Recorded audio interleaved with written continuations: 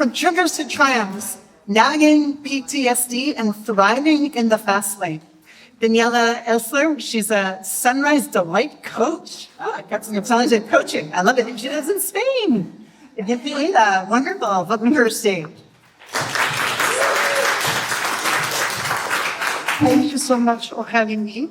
So, Sunrise Delight is my own company. I'm my own coach. I work for the big tech companies, also other big companies in Germany. And I learned it the hard way, what it means to work in such places when you have PTSD. And for that, I want to raise awareness. As PTSD person, I lack self-love. I lack self-awareness. I lack confidence. And yet I'm standing here for you. I made my way up in those tech companies. But then I decided after my last project, when I was living already in Spain, I'm done with that. I don't want this shit anymore. Yeah. So I decided to form my own company, Sunrise Delight, bringing the people back from darkness to the sunrise, bringing them into the love for life, and also to see the sweetness of life again. So we will start with a short video which showcases a bit. I try to put all the things in how I experienced working in those companies.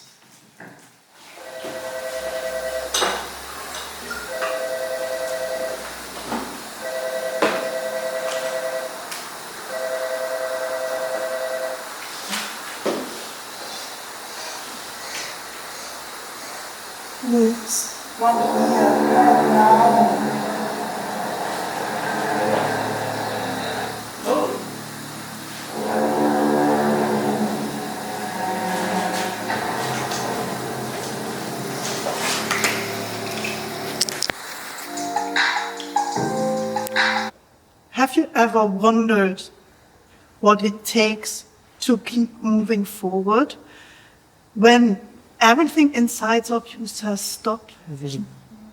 Don't do this. This is not good for you.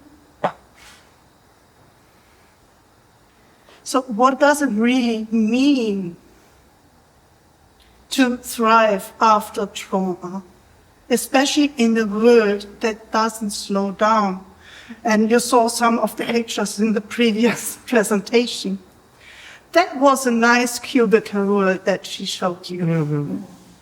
My cubicles, when I started in call centers 2014, my cubicles then at Apple, at the biggest distribution center worldwide in Cork in Ireland, 500 people per cubicle, and all on the phone. Oh.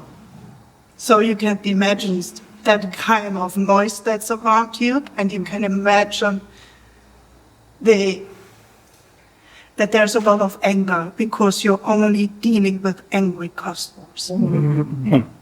There's not one customer calling, hey, I just wanted to call you to say I'm so happy with my product. Yes, that's right. So today I want to talk about something that's deeply personal to me, as I said already, moving from these triggers that are constantly around you to triumph while working in those fast-paced environments. It takes some work, to be honest, because the trauma doesn't care about your own schedule. The trauma doesn't care that you have this important business meeting in 5 minutes. The trauma doesn't care that you met the worst person in your life. You still think this person is heaven. This trauma doesn't care if you're walking on the street just to get your groceries. It can kick in whenever it wants.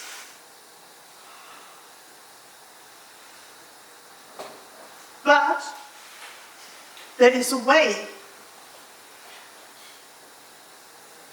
to overcome this. So many of us living or reliving the traumas are working in those fast-paced jobs, and that's an interesting thing. It's like we are searching for it. We are searching for getting it every day. The high-pressure jobs give us endless deadlines, personal responsibilities, which are great, at least for a while. You feel awesome because you have this responsibility. Until you have that feedback talk with your boss, and the boss criticizes you and the trauma kicks in. And you're not able to move at all. Maybe physically you can move, but your brain is not able to move for hours after it. We are corporate professionals. We are caregivers because we love to give to other people what we didn't have. But we are also entrepreneurs because we can't function in those big corporate companies. And still, trauma doesn't care.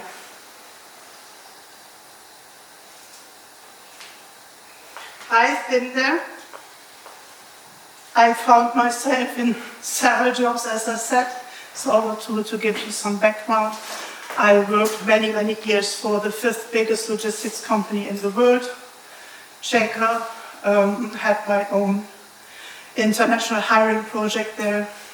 I worked at Apple as a call advisor for a while and made my way up the ladder. I worked for Accenture in a Google project. That was the first time that I saw an office which had a Zen garden in the middle of the cubicles, which was really nice. It was a dark office, but at least we had a Zen garden. I worked for Airbnb, and I was lucky I was allowed to travel to India all the time because I was responsible for the quality of their biggest call center, or fraud call center at the time, in Ahmedabad. So I made my way up. I decided to move to Barcelona because I couldn't stand the work at Airbnb. I'm not talking about this, or you will never find a post about this on LinkedIn. I left Airbnb because of my manipulating, narcissistic boss. I loved the company, but I couldn't work with this person. And I decided to just buy a plane ticket to Barcelona. I didn't have a job. I had an Airbnb for 4 weeks. And I made my way in Barcelona. I was quite successful. I managed big projects there in the call center world. And then after COVID, I decided it's enough. I don't want that anymore. But there were times before I was aware that I have PTSD, where I really felt like I don't belong. I'm so different to all the people around me. They don't understand me. And now I understand that my PTSD was running the show. It was guiding me all the time. So, just to give you a short information what PTSD is about. So, they are not like the visual flashbacks that you see in the movies. We don't have this. Instead, they come out of nowhere. There is not a real trigger that we can say, oh, this is the one, this reminded us on that situation. I don't have this. It might come up really out of nowhere. But I feel back, or it's like I'm pushed back into this emotional state that I had as a child in a certain situation. So it's more about emotional things that are coming up. And 1 minute you're fine, and the next minute you are completely done. There were even situations where I was shouting at my boss, and I didn't even know why.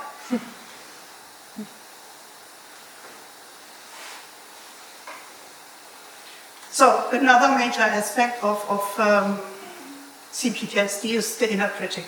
We heard like, oh yeah, you can just work on how you're talking to yourself. Yes, you can, up to a certain amount, but that inner critic is always there. I'm talking to myself often, oh, you're so shit. Although I know I'm not. I know I'm smart, I know I can do whatever I plan, but my inner voice will always be there. That inner voice is always telling me, no, you're not good enough. See, that boss gave you a critic. That person looked at you in a certain way. Oh, your colleague didn't go out for lunch with you. So you must be a bad person. So what did I do? It's about really showing, it's not about the reasons that caused CPTSD. I can't remember my childhood. I remember certain events of my childhood. Some good, some bad. But I can't remember most of the things until I was 14. So I can't work on those things. But I can see what's going on inside of me. Where do I feel stress?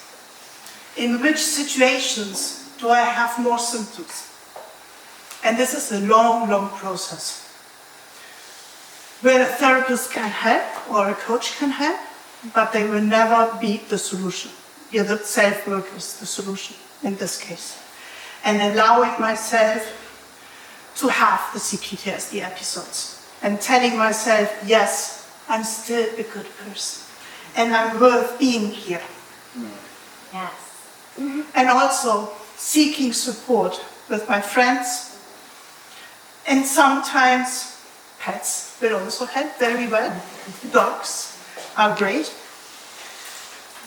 And seeing what kind of beliefs do I have, where can I change my shift. This is another one, I will finish in a second, so no worries. The toxic one, that's exactly what I already said, like my thoughts are toxic, I'm shaming myself all the time because I'm a bad person. And you're feeling bad about everything that you do. When I prepared this speech, I felt bad. That's not worth telling. Stick that now. You'll stick that now. Yeah. Look at you, it's incredible. So, what can workplaces do? And this is really important. We need to have anchor points. We need to have spaces where we can have our quiet moments, especially in a call center where you have constant calls and then you have 8 seconds between each call. You need the space on your own. And even if it's remote work, but we need to have this. We need to have private feedback sessions. The worst thing is if a team leader is sending feedback publicly on Slack to everyone, but they are pointing out at you because your case is there as an example case. Flexible work policies, as I said, there might also be the need that we need to get out of the workplace for that day because it's too much. There needs to be the flexibility. And the best thing would be if the team would start a mindful practice together, so that there's also like the bounding part. And that's it. That's the road to triumph. Every step you take in recognizing your triggers and silencing your inner critic is a powerful victory on the path from pain to personal triumph. And we are not defined by our trauma. No, we are not.